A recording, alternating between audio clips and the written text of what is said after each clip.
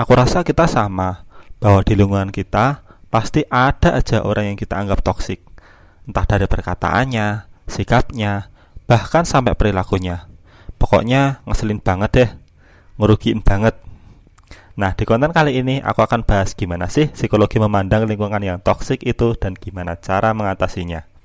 Simak konten ini sampai habis biar kamu bisa makin pintar belajar psikologi.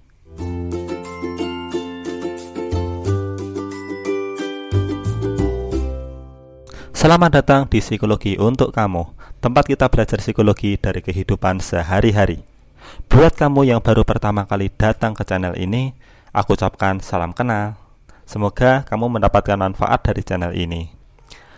Oke, ngomongin soal orang yang toksik, gimana sih rasanya kalau di kehidupan kamu sehari-hari ada orang yang kamu anggap toksik? Mungkin kamu akan jawab ngeselin, sebel, mancing amarah, dongkol, atau justru kamu akan bilang wajar, karena kehidupan pasti macam-macam jenis orang. Tapi apapun jawaban kamu, aku rasa kita sepakat bahwa mau seperti apapun emosi yang muncul, ya nyatanya orang toksik itu ada di sekitar kita. Cuman masing-masing dari kita pasti juga sepakat bahwa indikator toksik menurut kita itu beda-beda. Misalnya nih, ada orang yang sering nyalahin aku. Menurutku itu udah termasuk toksik, tapi bisa jadi menurutmu belum, karena kamu menganggap bahwa itu bisa jadi masukan yang baik. Kemudian misalnya lagi, kamu ngerasa orang yang silent treatment, ngebiarin aja ketika ada masalah, itu sebagai toksik. Tapi menurutku, justru itu kesempatanku untuk memulai merendahkan egois diri dan membuka komunikasi duluan. Well, begitupun dengan indikator-indikator lainnya. Tapi balik lagi, aku ngerasa kita sepakat bahwa di antara lingkungan kita pasti ada satu atau beberapa orang yang toksik.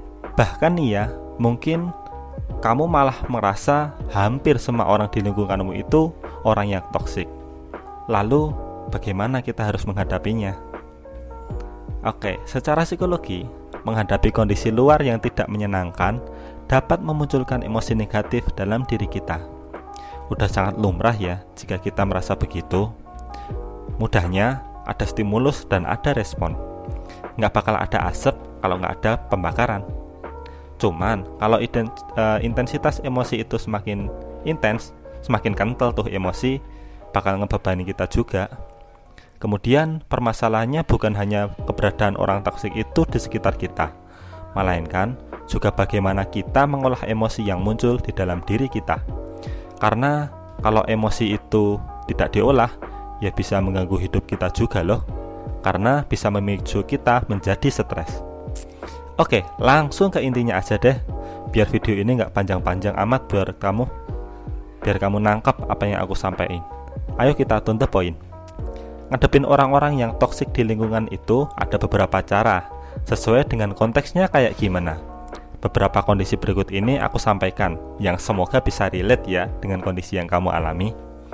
Pertama, kalau ada orang yang toksik di sekitarmu, kamu akan ngerasa terganggu dengan kehadirannya kan?